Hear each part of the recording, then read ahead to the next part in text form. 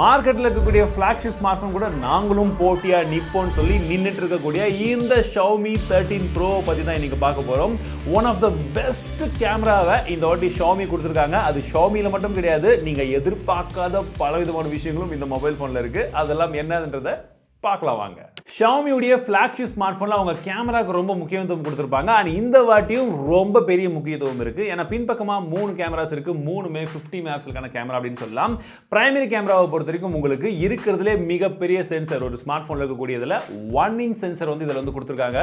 ஒரு Sony உடைய sensor தான் வந்து யூஸ் பண்ணிருக்காங்க. அண்ட் அடுத்தபடியா ரெண்டாவது கேமரா பார்க்கும்போது உங்களுக்கு ஒரு மூவிங் லென்ஸை யூஸ் பண்ணிருக்காங்க. மூன்றாவதா பார்க்கும்போது உங்களுக்கு ஒரு அல்ட்ரா வைட் கேமரா, அதுவும் 50 மெகாபிக்சலுக்கான கேமரா. அண்ட் இது எல்லாமே லைகா உடைய கொலாபரேஷன் பண்றாங்க. லைகானா யாருன்னு தெரியாதவங்க, லைகா வந்து பாத்தீங்கன்னா கேமராஸ் மற்றும் லென்ஸை மேனுஃபேக்சர் பண்ணக்கூடிய ஒரு கம்பெனி. நம்ம ஏற்கனவே அசிபட பார்த்திருக்கோம், ஜீஸ் பார்த்திருக்கோம். அண்ட் இவங்க லைகா கூட பார்ட்னர்ஷிப் பண்ணிருக்காங்க. இந்த 1 இன்ச் கேமரா சென்சரை நம்ம மற்ற ஸ்மார்ட்போன் கேமரா சென்சர்ஸ் கூட கம்பேர் பண்ணா இந்த இமேஜை பாருங்க, உங்களுக்கு எவ்வளவு பெரிய வித்தியாசம் இருக்கு அப்படின்னு தெரியும். ஸோ இன்னைக்கு தேதியில ஸ்மார்ட் போன்ஸ்ல இருக்கிறதுல இதுதான் மிகப்பெரிய சென்சர். எல்லாம் சரிதான். இந்த 1 இன்ச் சென்சருக்கான அட்வான்டேஜஸ் என்ன? எவ்வளவு பெருசா ஒரு சென்சர் இருக்கோ அந்த அளவுக்கு லைட் அதிகமா உள்வாங்க முடியும். சோ உங்களுக்கு லோ லைட்ல நீங்க எடுக்கக்கூடிய ஷாட்டும் இன்னும் கொஞ்சம் நல்லா பிரைட்டாவே இருக்கும். நீங்க எந்த ஒரு ஷாட்டுமே ரொம்பவே குயிக்கா எடுக்க முடியும். ஷட்டர் ஸ்பீட் ரொம்பவே ஃபாஸ்டா இருக்கும். அண்ட் எல்லாத்த விட ரொம்ப முக்கியமான விஷயம் போக்கே. பொக்கே பொறுத்த வரைக்கும் சும்மா சூப்பர்வான பொக்கே எல்லாமே உங்களுக்கு வந்து கிடைக்கும். அண்ட் பார்க்கறதுக்கு வாவ் அப்படின்னு சொல்ற மாதிரி ஒரு பொக்கே ஷாட்ஸ் வந்து உங்களுக்கு வந்து கிடைக்கும். நாங்க எடுத்த எல்லா ஷாட்லயுமே எங்களுக்கு அந்த பொக்கே வந்து ரொம்பவே விசிபிள் ஆச்சு அப்படின்னு சொல்லலாம். நார்மலா எடுக்கும் போது எங்களுக்கு இந்த அளவுக்கான டிஃபரன்ஸ் இருந்தது. லைகாவுடைய கொலாபரேஷன்ல உங்களுக்கு ஒரு ஆப்ஷன் இருக்கு. நீங்க ஒன்னு வைப்ரண்ட் மோடுக்கு போலாம், இல்லாட்டி நேச்சுரல் மோட்ல போட்டோஸ் கிளிக் பண்ணலாம். ஸோ இப்போ நான் ரெண்டுமே சைட் பை சைட் காமிக்கிறேன் பாருங்க. வைப்ரண்ட் மோடுனா நீங்க எடுக்கக்கூடிய எந்த ஒரு இமேஜா இருந்தாலுமே அதில் வரக்கூடிய கலர்ஸ் எல்லாம் சூப்பரா பாப் அவுட் ஆகுது. இன்ஃபேக்ட் நம்ம எதிர்பார்க்கறத விட அதிகமாகவே வந்து பாப் அவுட் ஆகுது.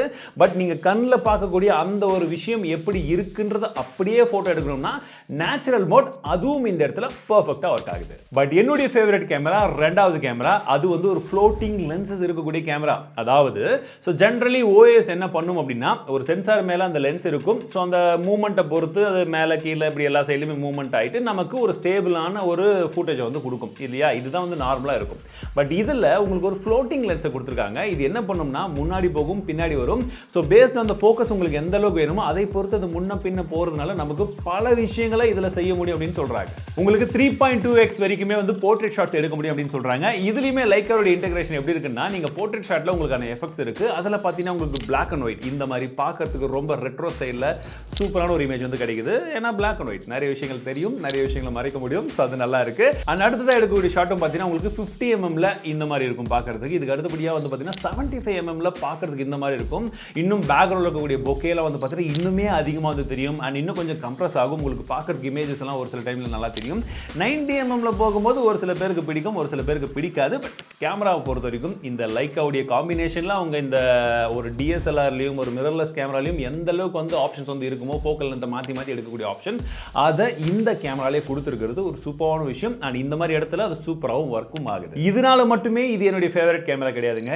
இதுல உங்களால சூப்பர் மேக்ரோ எடுக்க முடியும். ஆண்ட்மேன் குவாண்டமேனியா படம் நல்லா இருந்ததோ இல்லையோ, பட் அந்த மாதிரி இருக்கக்கூடிய ஆன்ஸை கூட நீங்க இதுல சூப்பரா கேப்சர் பண்ணலாம்.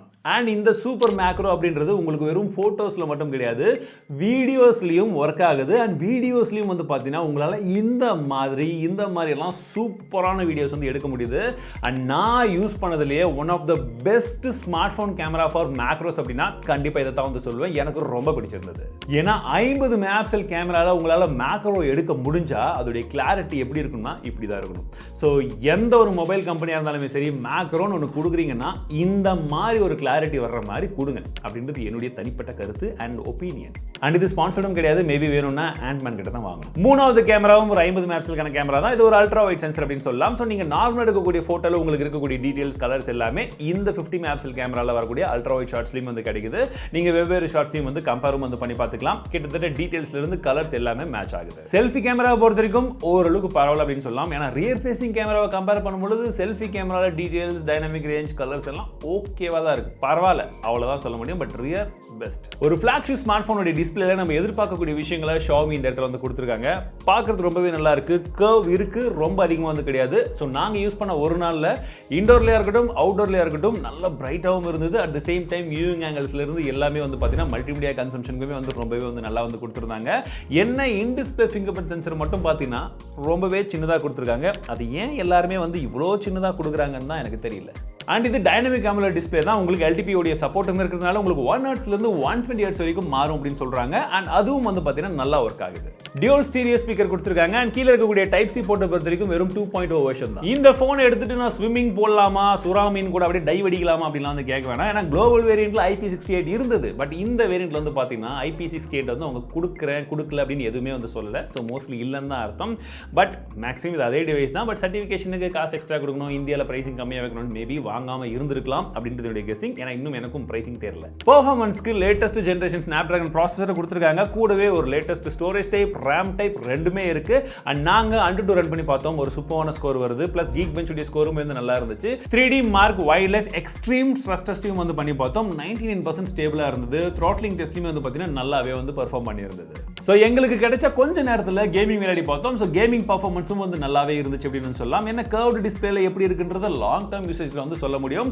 அண்ட் அவுட் ஆஃப் த பாக்ஸ்ல நமக்கு Android 13 வந்து கொடுத்துருக்காங்க. MIUI 14 வந்து ரன் ஆயிட்டு இருக்கு. ஒரு சில ப்ரீ இன்ஸ்டால் ஆப்ஸ் மட்டும் தான், ஹேண்ட்ஃபுல் ஒரு 4-5 மட்டும் தான் இருக்கு. வேணாம்னா நீங்க அதையும் வந்து அன்இன்ஸ்டால் பண்ணிக்கலாம். Wi-Fi 7 இருக்கிறதா வந்து சொல்லியிருந்தாங்க. அண்ட் குறிப்பா வந்து பார்க்கும்பொழுது உங்களுக்கு UI ல இருந்து எல்லாமே வந்து ஸ்மூத்தா இருக்கு. 3 வருஷத்துக்கான OS அப்டேட்டும் 4 வருஷத்துக்கான செக்யூரிட்டி அப்டேட்டும் தரதா சொல்லியிருக்காங்க. அது உண்மையிலேயே அந்த மாதிரி கொடுத்தாங்கன்னா வரவேற்கத்தக்க விஷயம். 4820 mAh பேட்டரி கொடுத்துருக்காங்க. ஸோ ஒரு நாளில் அதிகமாக பேட்டரி வந்து டெஸ்ட் பண்ண முடியல. ஸோ நாங்கள் யூஸ் பண்ண டைமிங்கை பொறுத்து பார்க்கும்போது ஓரளவுக்கு வந்து நல்லா இருந்தது. அண்ட் ஃபாஸ்ட் சார்ஜர் பாக்ஸ்லேயே வந்து தந்திருக்காங்க. 19 நிமிஷத்தில் உங்களுக்கு ஃபுல் சார்ஜ் ஆகிடும் அப்படின்னு சொல்லியிருந்தாங்க. Xiaomi ஃபிளாக்ஷிப் எப்பவுமே வந்து பார்த்தீங்கன்னா செராமிக்ல தான் இருக்கும். இதுலேயும் அந்த மாதிரி தான் வந்து கொடுத்துருக்காங்க. பார்க்கறதுக்கு நல்லா இருக்கு, ஃபீலும் வந்து நல்லா இருக்கு. பட் என்ன கொஞ்சம் ஹெவியாகவும் இருக்கு. உங்களுக்கு 228 கிராம் கிட்ட வருதுன்னு நினைக்கிறேன். எக்ஸாக்ட் வெயிட் என்னன்றதை வந்து பார்த்துக்கோங்க. அண்ட் சைடில் ஃபுல்லாக மெட்டல் ஃப்ரேம் வந்து யூஸ் பண்ணியிருக்காங்க. ஃப்ரண்ட்ல கார்னிகோலா கிளாஸ் விக்டர்ஸ் யூஸ் பண்ணியிருக்காங்க. ரொம்ப குயிக்கான ஒரு அன்பாக்சிங்கை பார்த்துருங்க. பாக்ஸ் மேலே 13 பெருசாக போட்டிருக்காங்க. அண்ட் கீழே Xiaomi 13 Pro இருக்கு. கோ இன்ஜினியர்ட் வித் லைக்கா அப்படின்றது வந்து போட்டிருக்காங்க. ஓப்பன் பண்ணி உள்ள பார்த்தோம்னா நமக்கு ஸ்மார்ட் ஃபோன் இருக்கு. அதற்கான டெம்பர்ட் கிளாஸ் இல்ல அதுக்கான ஸ்கிரீன் ப்ரொடக்டர் வந்து இவங்களே வந்து கொடுத்துருக்காங்க. எல்லா மொபைல் ஃபோனும் இதே மாதிரி கொடுத்தா நல்லா இருக்கும். அண்ட் TPU கேஸும் வந்து கொடுத்துருக்காங்க.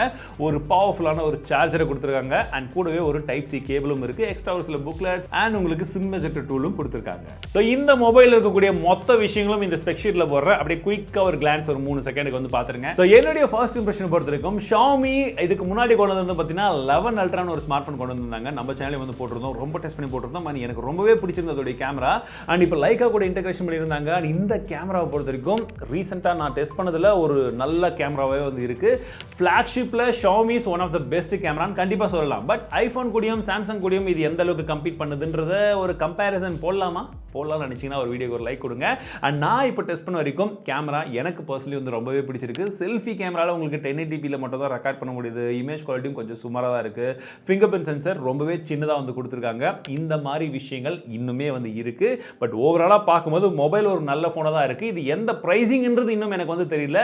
பட் எனக்கு தெரிஞ்சு எப்படியும் வந்து 75 அந்த ரேஞ்சில் தான் இருக்கும்னு நினைக்கிறேன். பட் எக்ஸாக்ட் பிரைசிங் டிஸ்கிரிப்ஷனில் போட்டிருப்பேன், செக் பண்ணி பாருங்க. உங்களுக்கு இந்த ஸ்மார்ட் ஃபோன் ஒருவேளை நான் டெஸ்ட் பண்ணி ரிவ்யூ போடணும்னு நினைச்சீங்கன்னா மறக்காம ஒரு 35,000 லைக்ஸ் வந்து கொடுங்க. ஒன்ஸ் வந்துருச்சுன்னா சீக்கிரமான ரிவ்யூ கண்டிப்பாக உங்களுக்காக வந்துடும். ஸோ மீண்டும் ஒரு இடத்துல சந்திக்கிறேன். வாழ்க தமிழ்.